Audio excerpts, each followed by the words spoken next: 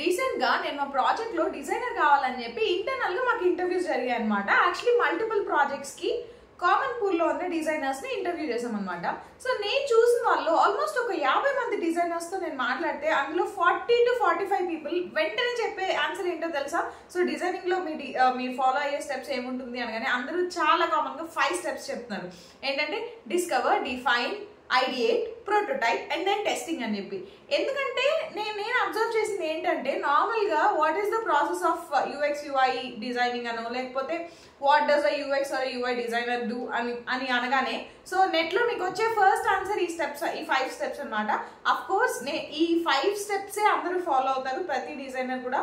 But how do you follow in depth ఈ step ని నువ్వు ఎలా ఎగ్జిక్యూట్ చేస్తావు అంటే నేనైతే మోస్ట్ ఆఫ్ ద పీపుల్ దగ్గర రాంగ్ ఆన్సర్సే విన్నా అనమాట. అందరూ డిస్కవర్ అంటారు, నేను డిస్కవర్ చేస్తాను, డిఫైన్ చేస్తాను, రిక్వైర్మెంట్ డిఫైన్ చేస్తాను అంటాను. బట్ ఏ మెథడ్స్ యూజ్ చేస్తారు మీరు? అసలు మీరు యూజర్ ఇంటర్వ్యూస్ చేస్తారా? యూజర్ ఇంటర్వ్యూస్ లో ఎన్ని టైప్స్ ఉంటాయి? మీరు ఎలాంటి ఇంటర్వ్యూస్ లో పాల్గొన్నారు?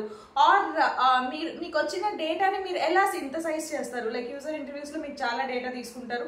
సో ఆ రా డేటాని అంతా ఎలా సింథసైజ్ చేస్తారు? వాటి నుంచి అవుట్కమ్స్ లైక్ వాటి అవుట్కమ్స్ ని ఎలా కేటగరైజ్ చేస్తారు? అఫినిటీ మ్యాపింగ్ చేస్తారా? అసలు what is affinity mapping? So ఇలా చాలా అనమాట. కార్డ్ సార్టింగ్ చేస్తారా? ఏబీ టెస్టింగ్ చేస్తారా? సో చాలా ఇన్సైడర్ టెక్నిక్స్ ఉంటాయి అనమాట. అండ్ ఒక టైప్ ఆఫ్ అప్లికేషన్ కి కొన్ని రీసెర్చ్ మెథడ్స్ ఫాలో అవ్వాల్సి ఉంటుంది based on the users that are going to use the application. So ఇక్కడ ఒక డిజైనర్ చేయాల్సిన జాబ్ ఏంటంటే సపోజ్ అందరు నేను ఒక కామన్ ఎగ్జాంపుల్ చెప్తాను. ఏంటంటే నేను విన్న వాళ్ళందరూ I design food delivery app అని చెప్తారు చాలా కామన్ గా. ఇది కూడా నేను యాక్చువల్లీ ఇంటర్నెట్ లో చూసాను ఎందుకు అందరూ ఫుడ్ డెలివరీ అంటున్నారు అని చూస్తే. So most of the courses లో ఫుడ్ డెలివరీ యాప్ ని డిజైన్ చేయడం నేర్పించడం కానీ ఆర్ ఫుడ్ డెలివరీ యాప్ కి ఎక్కువ ఎగ్జాంపుల్స్ ఉండడం కానీ ఇదొక రీజన్ అనమాట. So food delivery app design చేయగానే అందరూ ఏమనుకుంటున్నారంటే ఉన్న యూఐని కొత్తగా మారుస్తున్నారు. అంటే సపోజ్ ఒక అప్లికేషన్ లో బటన్స్ ఒకలాగా ఉంటేనో దాన్ని రేడియో బటన్స్ గా మార్చడమో లేకపోతే చెక్ బాక్సెస్ గా మార్చడమో. సో టెక్నికల్ గా మాట్లాడితే సో కొన్ని ఎలిమెంట్స్ ని ఇంకో వర్షన్ లో చూపించడము ఆర్ కలర్స్ మార్చడము. సో ఇలాంటివి చేంజ్ చేసేసి టోటల్ గా యూఐ చేంజ్ చేసేసి నేను జస్ట్ సింపుల్ ఎగ్జాంపుల్ చెప్పాను అంతే.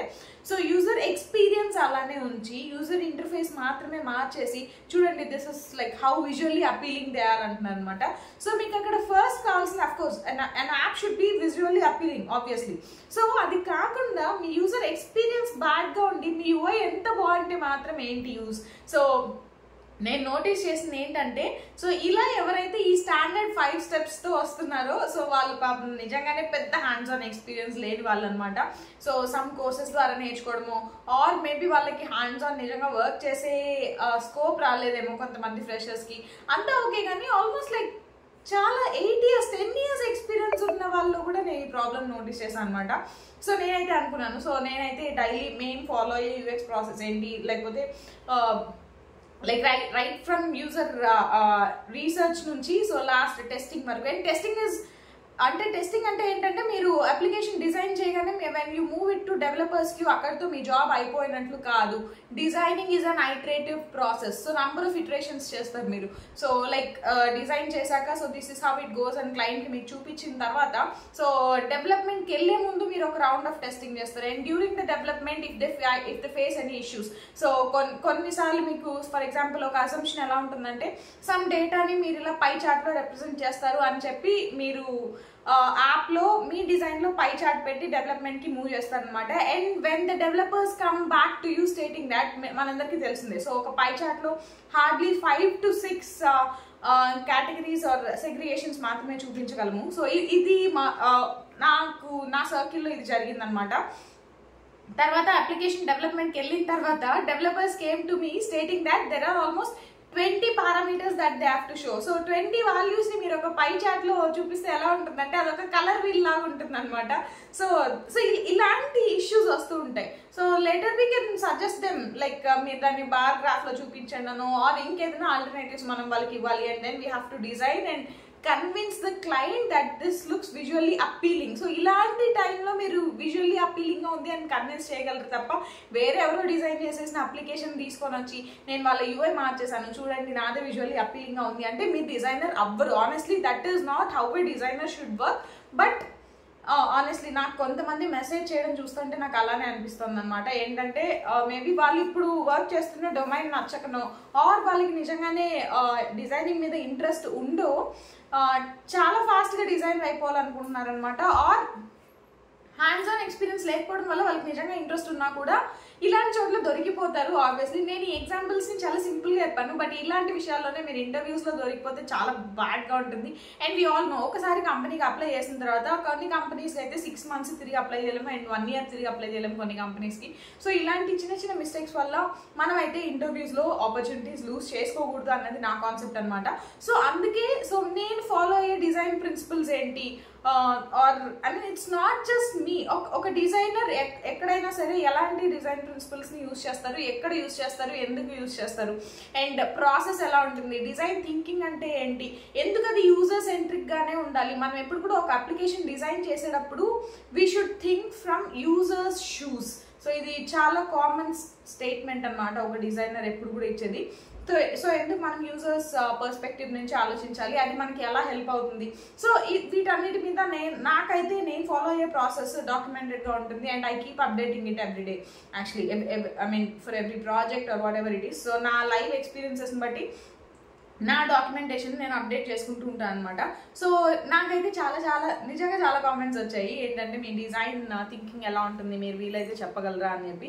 సో నేనైతే ఇంకా డైలీ వీడియోస్ పోస్ట్ చేస్తాను, అష్యూరెన్స్ ఇవ్వలేను కానీ బట్ డెఫినెట్గా వీక్లో కొన్ని వీడియోస్, ఎవ్రీ వీక్ కొన్ని వీడియోస్ పోస్ట్ చేస్తాను.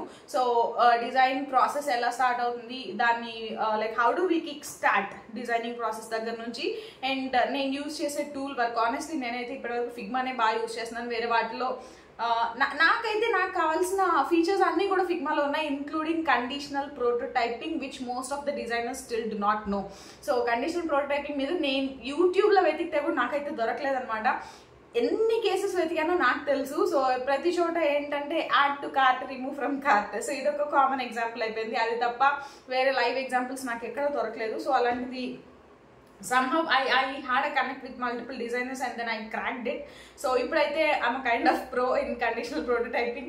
సో అంటే నాకు వచ్చేది నేను చెప్పట్లేదు, ఇది మీ అందరికీ రావాలని చెప్తున్నాను అంతే నేను. సో ఈ నాలెడ్జ్ని అయితే నేను డెఫినెట్గా షేర్ చేయాలనుకుంటున్నాను, ఎందుకంటే నాలెడ్జ్ షేర్ చేస్తే నాకు పోయేదేం లేదు. సో అండ్ ఆబ్వియస్లీ నేను చాలా స్ట్రగుల్ అయ్యాను నా ఇనిషియల్ డేస్లో. And in fact as I said conditional prototyping గురించి రీసెంట్ డేస్లో ఒక 1-2 months అగో కూడా నేను చాలా స్ట్రగుల్ అయ్యాను అనమాట. I know how the struggle is. మనకు ఒకవైపు ప్రాజెక్ట్ డెడ్లైన్ ఉంటుంది, ఇంకోవైపు క్లయింట్కి మనం ఇది ఇంప్లిమెంట్ చేసి చూపించాలి అన్నప్పుడు so how it goes. So tool పరంగా మనకు వచ్చి ఉండాలి, అట్ ద సేమ్ టైం ఒక డిజైనర్ పరంగా కూడా మనకు వచ్చి ఉండాలి. ఎందుకంటే most of the companies UX designers సపరేట్గా, యూఐ డిజైనర్స్ సపరేట్గా ఉండరు.